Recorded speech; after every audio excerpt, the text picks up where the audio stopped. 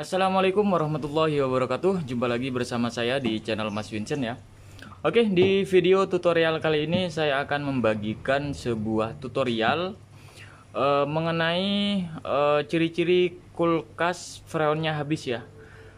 Nah, di sini kalian jangan berpatokan pada lampu nyala teman-teman ya. Jadi banyak tuh yang bertanya, Bang, kenapa kulkas saya lampunya nyala tapi kulkasnya nggak dingin ya?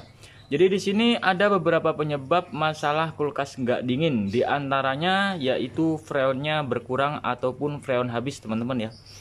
Jadi kalian bisa cek untuk freonnya ya.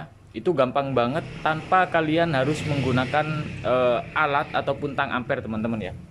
Jadi ciri-cirinya seperti ini. Kalian bisa lihat di bagian freezer ataupun di bagian evaporatornya ya.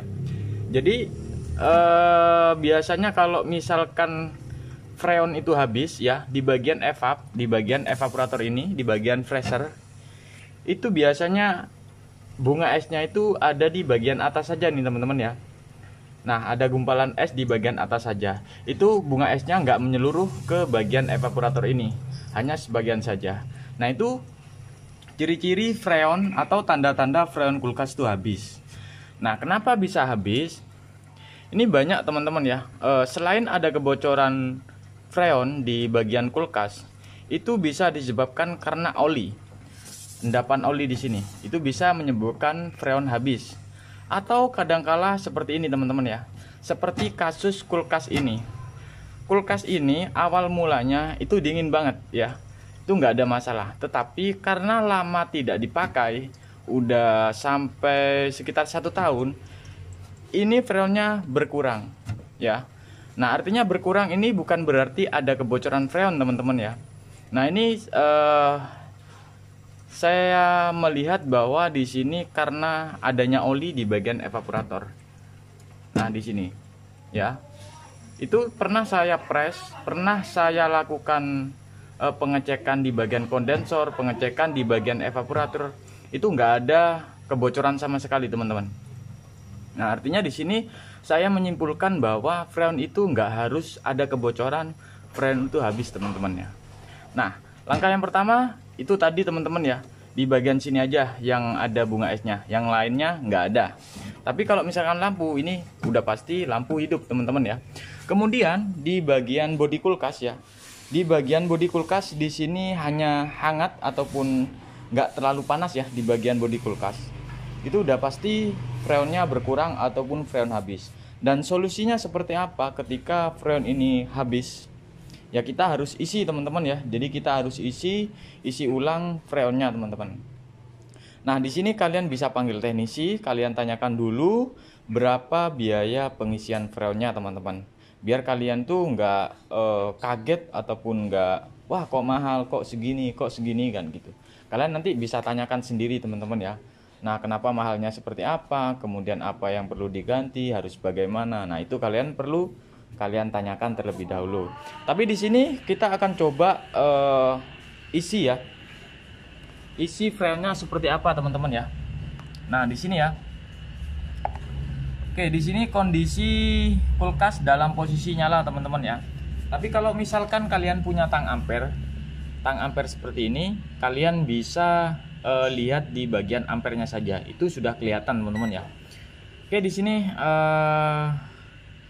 saya akan coba menggunakan tang ampere ya. Ini kulkas ini lama banget nggak dipakai teman-teman ya. Jadi sekitaran 1 tahun itu nggak dipakai, kemudian dibawa ke sini. Nah, ini ya. Ini kalau kita lihat untuk ampere di sini 0,6. Artinya di sini untuk tekanan freon itu apa ya? Ibarat normal teman-teman ya, 0,6 ini. Karena rata-rata untuk kulkas 1 pintu biasanya 0,6, nanti semakin naik 0,7. Tapi di sini sudah saya lakukan pengecekan sebelumnya teman-teman ya. Jadi kulkas ini sudah saya nyalakan sekitar setengah hari. Itu di bagian evaporator, di bagian freezernya itu hanya gumpalannya itu ada di bagian atas saja teman-teman ya. Nah ketika sudah seperti itu udah pasti freon itu sudah sudah berkurang teman-teman ya. Nah di sini belum saya apa-apakan teman-teman ya. Nah belum saya apa-apakan, tapi di sini kita akan coba ya, kita akan coba langsung isi. Nah kalian bisa menggunakan alat tusuk seperti ini ya teman-teman ya. Ini alat tusuk. Kalau kalian punya alat tusuk seperti ini, kalian nggak perlu las teman-teman ya, nggak perlu pakai las. Jadi ini pengisiannya lebih simple ya, menurut saya itu lebih simple. Nah ini kalau misalkan beli itu seharga di bawah 50.000 teman-teman ya. Nah ini di bawah 50.000, tapi kalau jasa servis itu rata-rata ya 100 sampai 150 untuk jasa servisnya. Lain di bagian freon tuh berapa, itu beda-beda teman-teman ya. Jadi setiap kota juga beda-beda untuk jasa perbaikan kulkas itu teman-teman ya. Jadi kalau misalkan kalian tanya kepada saya nggak bisa ngasih tarif berapa, karena setiap kota itu beda-beda, setiap daerah itu beda-beda teman-teman. Oke, ini kita akan bahas nanti teman-teman ya. Oke, sekarang di sini lebih simple untuk cara pengisian freon. Kalian bisa potong di bagian sini teman-teman ya. Jadi kalian bisa potong. Oke, sebentar. Nah ini kan masih lalasan pabrik semuanya teman-teman ya, belum pernah diapa-apain. Nanti ini kita akan coba kita isi langsung ya, tanpa kita flashing. Itu masih bisa atau enggak teman-teman ya. Tapi tadi kita lihat di bagian freezer itu enggak ada suara gemericik air, suara desis itu ya juga normal ya. Kemudian di bagian filter di sini terasa hangat, hanya hangat saja teman-teman ya. Jadi di sini kita coba lakukan pengisian ya, langsung pengisian.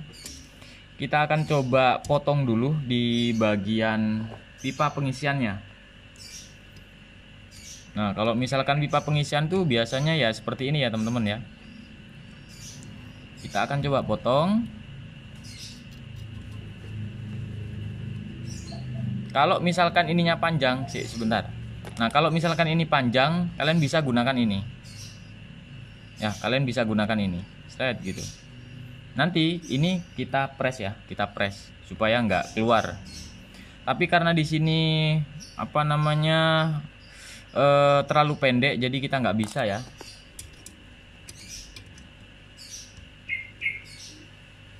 Oke, di sini kita potong terlebih dahulu. Nanti kita las. Jadi cara pengisian freon di sini kalian bisa lihat ya. Ini namanya cutter ya, cutter pipa teman-teman ya. Ini cutter pipa. Ini kalau misalkan di toko elektronik ya sekitaran berapa ya? Sekitaran 25.000 kalau nggak salah ya. Itu bervariasi ya, ada juga yang bagus. Oke, di sini sudah saya potong ya. Ini teman-teman ya. Ini udah saya potong. Nah, seperti ini. Ini saya potong. Oke, sekarang kita coba matikan terlebih dahulu ya untuk kulkasnya. Oke, setelah mati kita siapkan untuk pipa pengisiannya teman-teman ya. Jadi pipa pengisian. Karena di sini pipanya terlalu pendek, jadi kita nggak bisa pakai alat tusuk freon ini teman-teman ya. Jadi kita butuh las, dan yang jelas di sini saya akan tunjukkan bagaimana cara pengisian freon tanpa ada kendala buntu teman-teman ya. Oke, di sini saya akan coba siapkan terlebih dahulu teman-teman. Oke, di sini saya sudah siapkan untuk alat pengisian ya. Ini kita coba masukkan. Nah, kita masukkan seperti ini.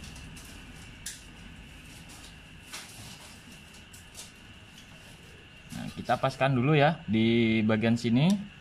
Kemudian kita press lagi supaya nggak goyang ya. Nah, seperti ini teman-teman. Oke, sekarang kita coba las.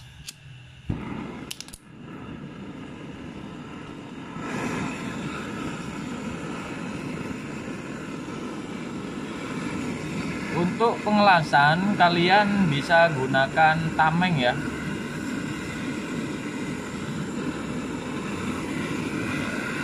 Biar cepat teman-teman.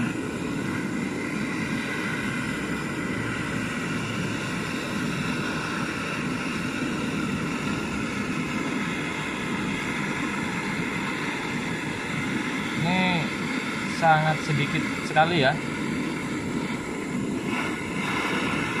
Mudah-mudahan ini bisa teman-teman ya.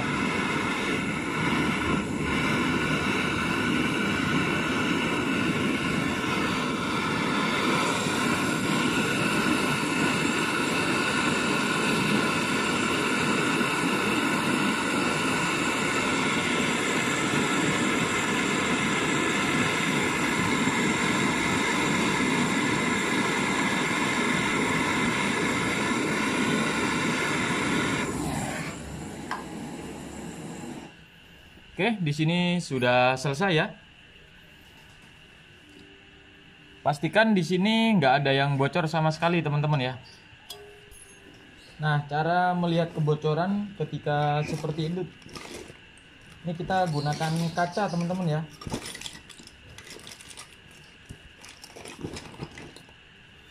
Nah, ini kaca benggala. Nah, kalian bisa lihat di sini. Ini udah nutup semuanya teman-teman ya. Oke, sudah nutup seperti ini. Udah nggak ada yang bocor. Kemudian kita coba kasih pentil seperti ini ya. Kita pasang. Oke, kalian bisa lihat di sini ya. Nah, ini masih posisi 0 ya. Kita akan coba ini ya, yang awalnya ini udah di press, kita buka lagi. Bismillah. Oke. Di sini sudah naik teman-teman ya, di 20 PSI. Ini matinya aja 20 PSI. Nah, ini kita bisa tambahkan teman-teman ya. Jadi ini kita bisa tambahkan sampai antara 70 sampai 80 PSI ya kalau bisa. Biasanya kalau posisi kulkas mati dalam posisi freon itu masih ada ya, itu sekitaran 70 sampai 80 PSI. Itu dalam posisi mati ya, nggak hidup. Oke, sekarang kita langsung coba tambahkan freon teman-teman ya. Nah, kita tambahkan freon.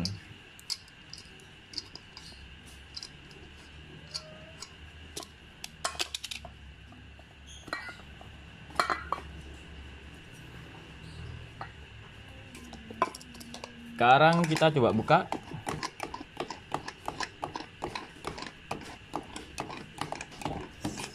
Sebenarnya gampang teman-teman ya, untuk belajar kulkas itu gampang. Oke, sekarang setelah freon udah masuk, kita buang terlebih dahulu ya angin di bagian selang ini. Oke, dikit aja, ini sudah terbuang.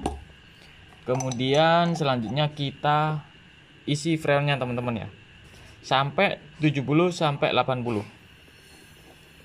Oke, di sini sudah saya isi ya untuk freonnya. Ini sudah mulai berjalan dan kita tunggu teman-teman ya sampai di 70 PSI, dan nanti kita akan lihat ampernya juga apakah naik atau enggak. Kemudian di bagian evaporator itu sudah dingin atau belum teman-teman ya. Oke, karena di sini penghiasannya kita coba tutup ya. Ini di berapa? Oh ya, ini sudah di angka 70 PSI ya. Nah, ini di bawah 70 PSI. Ini saya rasa sudah cukup ya. Di angka 65 lah ya, 65 PSI. Ini dalam kondisi mati. Dan kita akan lihat. Oke, sekarang kita coba nyalakan. Kita nyalakan. Bismillahirrahmanirrahim. Oke, kulkas sudah nyala ya. ini ampere semakin turun teman-teman ya. Nah ini semakin turun. Nah kita lihat ampere di bagian manifold ini turunnya sampai berapa. Oke, stuck di 20 psi. Nanti ini semakin lama semakin dingin semakin turun juga untuk tekanan freonnya teman-teman ya. Dan di sini kalian bisa lihat ya. Di sini untuk ampere sudah naik di 0,7 psi teman di 0,7 ampere. Nih 0,74 ampere ya. Tadi itu di 6 ya. Itu bisa juga di angka 5 psi. Ya, nanti kita akan lihat hasilnya seperti apa, apakah ada pengembunan bunga es ya atau perlu kita flashing. Yang jelas di sini saya nggak perlu flashing, cukup kita tambahkan saja. Asalkan di sini di bagian evaporator itu nggak ada ciri-ciri tanda-tanda bahwa oli itu naik ke bagian evaporator teman-teman. Nah kita bisa lihat juga di bagian filter di sini sudah mulai panas ya. Nah ini panas. Kalau filter ini udah panas, udah pasti di bagian bodi itu panas teman-teman ya. Dan kita lihat untuk ampere 0,7. Dan untuk tekanan freon di sini di bawah 20 psi ya. Sekitaran berapa ini? Sekitaran 18 psi ya. Ini kita lihat nanti setelah kita isi teman-teman ya. Oke teman-teman ya, setelah kita isi kalian bisa lihat di sini ya. Di sini sudah embun bunga es udah banyak banget ya. Nah, ini kalian bisa lihat. Tuh. Ya, di sini udah kasar banget tuh. Waduh. Oke, ya dan pastikan juga untuk pengaturan suhu ya. Jadi ini pengaturan suhu dan ini sensor pengaturan suhu, pastikan di sini nempel di bagian dinding freezernya teman-teman ya.